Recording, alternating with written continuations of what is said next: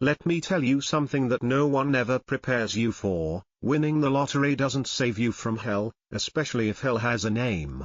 Wears a power suit. And answers to Karen. HOA president. It all started 6 months ago when I scratched off a $127 million jackpot from a crumpled ticket I almost threw away with my gas receipt. I remember staring at the numbers in silence. Not even cheering. Just processing. I didn't scream. I didn't faint. I lawyered up. First thing I did was claim the prize anonymously through a blind trust. Second, I legally changed my name. I wasn't trying to dodge taxes, I was trying to dodge people. You'd think that kind of money would mean freedom. A quiet life. Peace. But no. I still lived in Willow Ridge. A gated community with manicured lawns, matching mailboxes, and a homeowners association from the seventh circle of hell. And at the heart of that HOA stood Karen Donnelly, former real estate agent turned full-time tyrant in heels. She ran the HOA like a private kingdom, with bylaws that were thicker than most criminal codes and a newsletter where her face showed up more than actual community news. Now, I wasn't flashy. I didn't start flying helicopters over the neighborhood or install a gold-plated mailbox. All I did was upgrade my car, just a clean, quiet Tesla Model S, and I started disappearing on weekends. That's it. But apparently, that was enough to trip Karen's mental tripwire. I first noticed something was off when I found a folded notice on my doormat titled "Unexplained Absences and Suspicious Behavior, a Concern for the Community." It was unsigned. But come on, we all knew the font. Karen's signature was practically in the ink. The next morning, while sipping my coffee and pretending to read the local paper, she strutted up my driveway like she owned the place. "Morning, Mr. Callahan. Is it?" she said, with a sugary voice so thick it could rot your teeth. "That's right," I said, knowing full well she was fishing.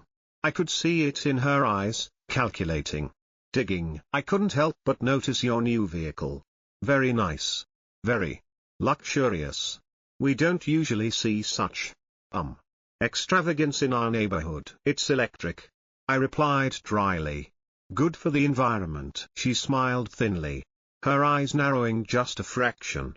"And I hear you've been traveling quite a bit. Jetting off every weekend. Your lawn, though, still immaculate.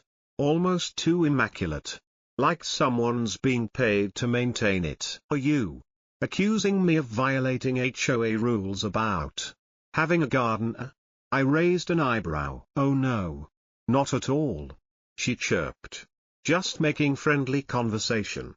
You know, we here at Willow Ridge pride ourselves on community and transparency." That word, transparency, it hit my ears like a warning siren.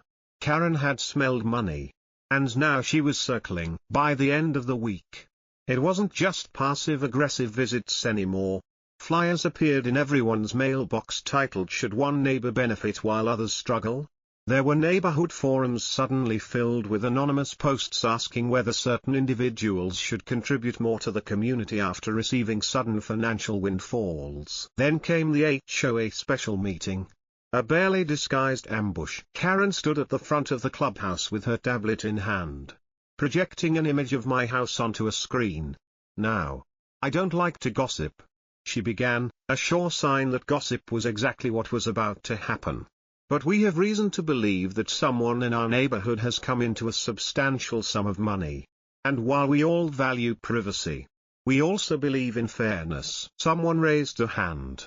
"Are you suggesting mandatory contributions?" Karen's eyes sparkled. "Not mandatory. Just expected. Generosity should match one's blessings. We were thinking of establishing a community enrichment fund. Voluntary, of course." Another voice chimed in. "How voluntary are we talking?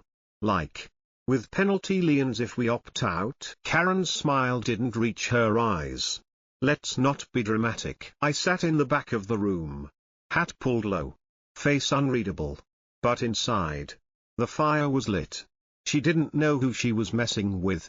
I didn't claw my way through life.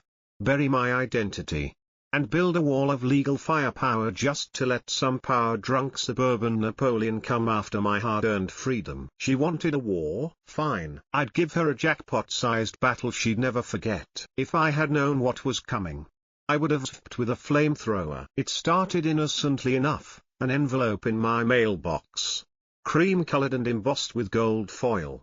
Neighborhood Appreciation Night, hosted by the HOA. That was the headline. Below it, in suspiciously cheery font, a casual evening to celebrate community spirit, connection, and cooperation. Food, drinks, and surprises await. Now, I don't do surprises. Not from the HOA. Not when Karen is in charge. But I went. I went because I knew she was up to something. And I figured it was time to look her game dead in the eye. Besides, I had my lawyer on speed dial. And I wore a hidden recorder in my blazer pocket, thank you. Paranoia and Amazon Prime. The event was set up in the community clubhouse. Lights dimmed to ambush mode. Fairy lights overhead. And a suspicious lack of children. Everyone was dressed a little too nice for a casual party. At the far end of the room was a podium, flanked by 2 fake ferns and a giant banner that read, Vision 2030, a better Willow Ridge. Karen stood by the buffet line, sipping white wine like it was truth serum. "Ah, Mr. Callahan," she said, all teeth. "So glad you made it. This is going to be enlightening." That was the second red flag. The first had been the seating arrangement, a circular setup with one very obvious empty chair in the center. Guess who they saved that for? Come. Karen gestured, guiding me to that lonely spotlight. "We're doing a little friendly Q&A. Just a fun way to hear what our neighbors value most." Q&A. In a circle. With pre-written cue cards. From a woman who once fined a resident $200 for painting their shutters egg yolk instead of sunbeam yellow. The lights dimmed further. Karen tapped the mic. "Tonight," she began, "we want to talk about the future. Our future. Willow Ridge deserves to grow, to thrive, to shine like the diamond it is. And to do that, we need a spark." She turned to me. "Mr. Callahan, you've been blessed. And we're so happy for you." There were murmurs of agreement. But they didn't sound happy. They sounded hungry. Karen clicked a button on her tablet. And a presentation lit up on the projector. It looked like something out of a Silicon Valley pitch meeting, renderings of new fountains, solar panels, a luxury fitness center, walking trails with security drones, yes, drones, and a monument shaped suspiciously like a giant letter K. At just $15 million. Karen beamed. "We can usher in a new era for our community." She turned to me like I was supposed to throw confetti. "Of course," she added, "we'd never demand anyone foot the bill. But, as someone who's recently experienced extraordinary fortune, wouldn't you say this is the perfect opportunity to give back? To leave a legacy?" There it was. The trap. I smiled. Slow and polite. "Karen, that sounds like a lovely vision. I'm sure the HOA has a process for evaluating proposals and financing options." Translation: "You're not getting a penny." Her face twitched. "Just a little." "Well," she said, adjusting her blouse collar, "I'm sure our neighbors will be interested in how community-minded we all are." What followed was not a party. It was an interrogation disguised as small talk. "So, do you believe in wealth redistribution? Would you say your success makes you morally obligated to share? Some of us heard you had a housekeeper. Is that true? Do you think people who hoard wealth are part of the problem?" It was a firing squad, dressed in casual blazers and armed with hors d'oeuvres. I left early. The next day, it began. A letter from the HOA arrived. Violation notice number 000784, grass exceeding 3.5 inches. With blades growing at non-uniform angles exceeding 45 degrees. Accompanying photo, a close-up of my lawn.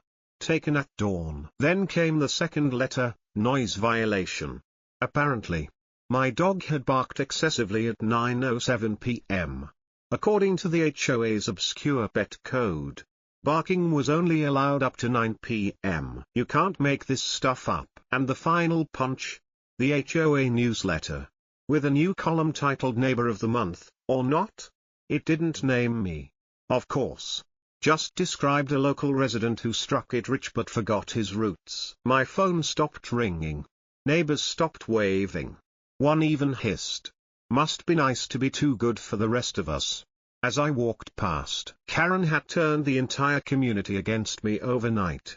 Just because I wouldn't bankroll her suburban Hunger Games. But I had 3 things she didn't expect: money, time, and a whole lot of patience. If she wanted to play dirty, she'd better dig deep, because the jackpot wasn't my lucky break. It was hers, her last one. There's a particular kind of arrogance that only comes with unchecked power, the kind HOA presidents wield like a rusty sword in a retirement kingdom. Karen Donnelly had it in spades. But what she didn't know was this: I used to hunt people like her for a living. Before I moved to Willow Ridge. Before the lottery. Before I became Mr. Callahan, the lucky recluse. I spent 15 years as a federal investigator specializing in financial crimes. My specialty? Following dirty money through clean books. Shell companies. Fake bids. Creative accounting. I'd seen it all. The type of stuff Karen thought she could get away with using nothing but a clipboard and a fake smile while she was busy weaponizing lawn angles and barking hours. I was quietly digging. Because Karen hadn't just made my life inconvenient, she'd made it personal. And I don't do personal without a plan. First, I went shopping. Not for revenge, but for gear. A couple of motion-triggered trail cameras disguised as garden lights. A voice-activated recorder tucked into a pen I always carried. A few discreet microphones hidden in potted plants around the HOA clubhouse. I wasn't just collecting violations, I was building a case. It didn't take long. The first juicy bit came during one of Karen's executive sessions, private meetings where no regular residents were allowed. Only board members. But the pen in my pocket? It didn't care about boundaries. So, we'll just mark it as maintenance landscaping. Karen's voice crackled through the playback later that night. A male voice, Gary. Her right-hand board member, replied. Even though it's going to your niece's design firm. Karen laughed. She needs the contract to stay afloat. And if it makes Willow Ridge prettier. Who's really hurt? Boom. Wire fraud. Misappropriation of HOA funds. Nepotism, all in one sweet little audio bite. But that was just the appetizer. A week later, I requested the HOA's publicly accessible financials, something most residents never bother with. I didn't even have to sneak, it was my legal right. What I got in return were sloppy PDFs. Barely labeled. But I read spreadsheets the way some people read novels. And buried in the quarterly report, under miscellaneous community enhancement, were 3 payments of $48,500 each, just under the $50,000 threshold that would have triggered a mandatory full vote approval. All to a company called KRD Solutions LLC. A quick check of state records revealed that KRD stood for Karen Rose Donnelly. Registered under her niece's name. Address? A 1-bedroom apartment in the next county. No website. No employees. Just a shell.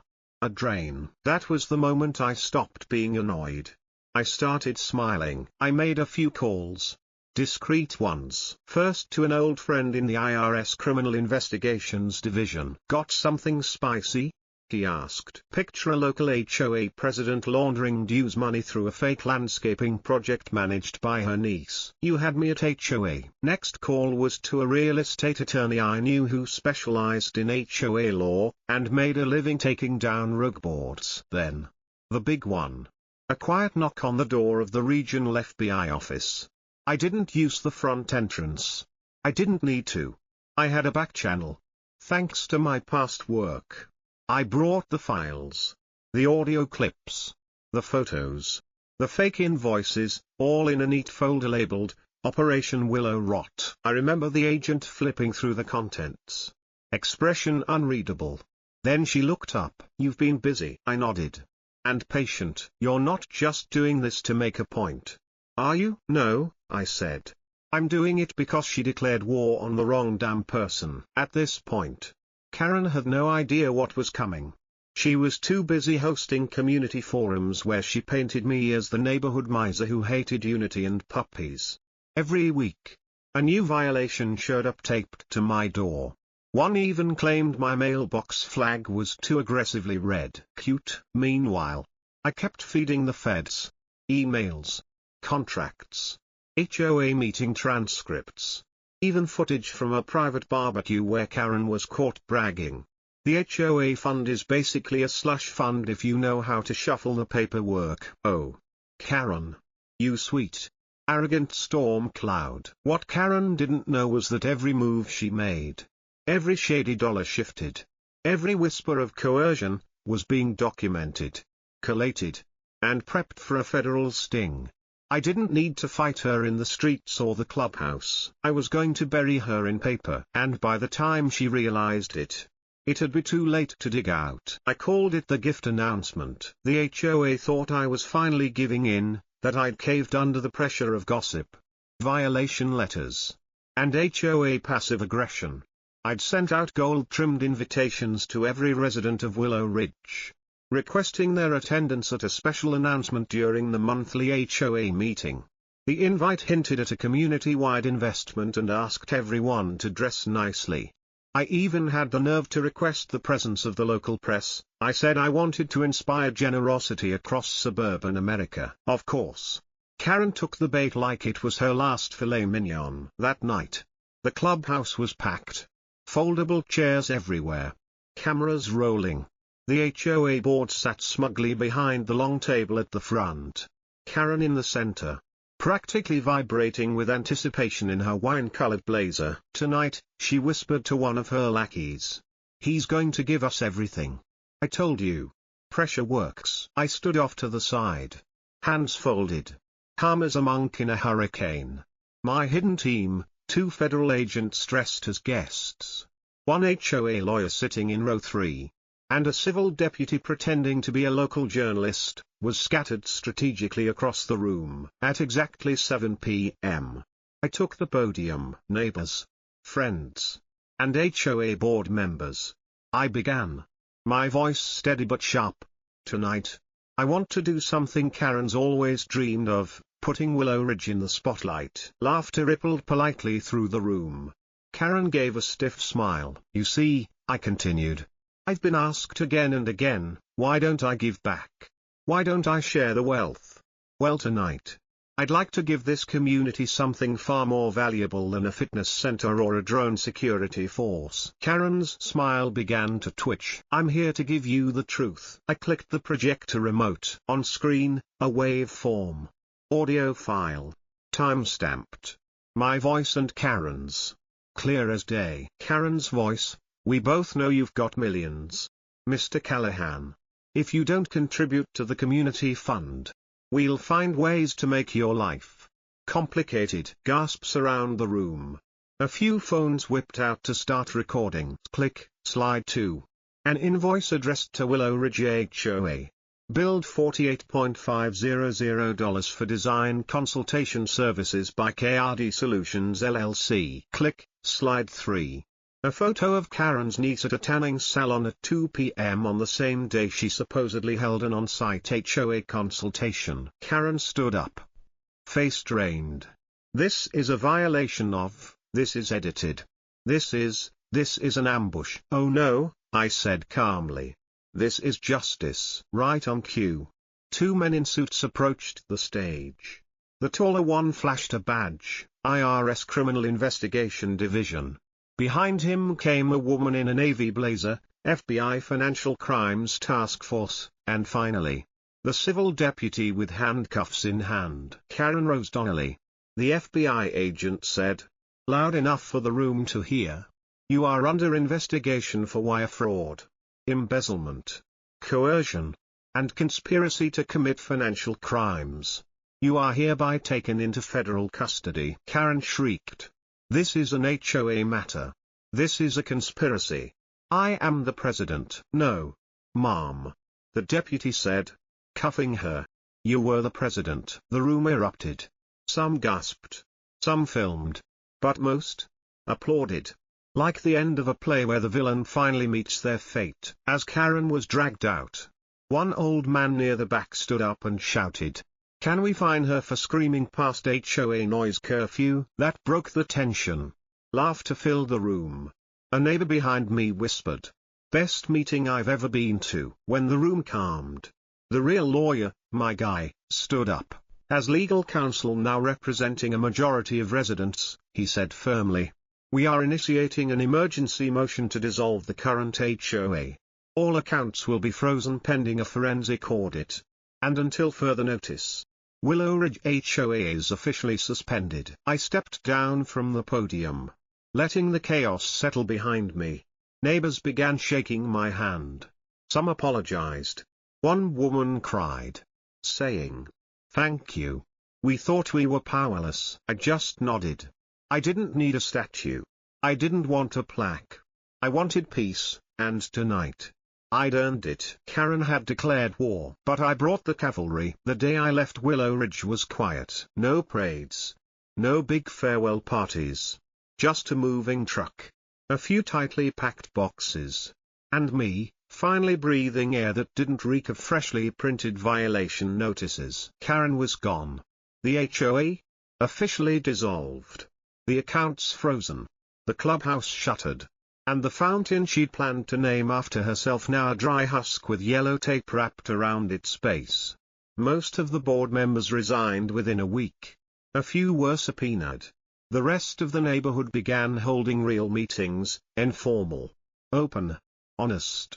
Imagine that. Democracy. In the suburbs. But for me, that chapter was closed. I didn't just win a war, I lived through one. And wars like that change you. I could have stayed, basked in the glory of the HOA's fall, maybe even run for some kind of community leadership myself. But that's not who I am. My job was never to rule. It was to make sure tyrants couldn't. So, I moved. Quietly. Found a house on a few acres. No HOA in sight. Where dogs could bark past 9 p.m. and grass could grow in whatever damn angle it pleased. But before I left behind something else. It wasn't a statue. No gold plaque. No framed quote in the clubhouse. Just a solid piece of brushed steel. Bolted into the ground in front of my old house. Simple. Subtle.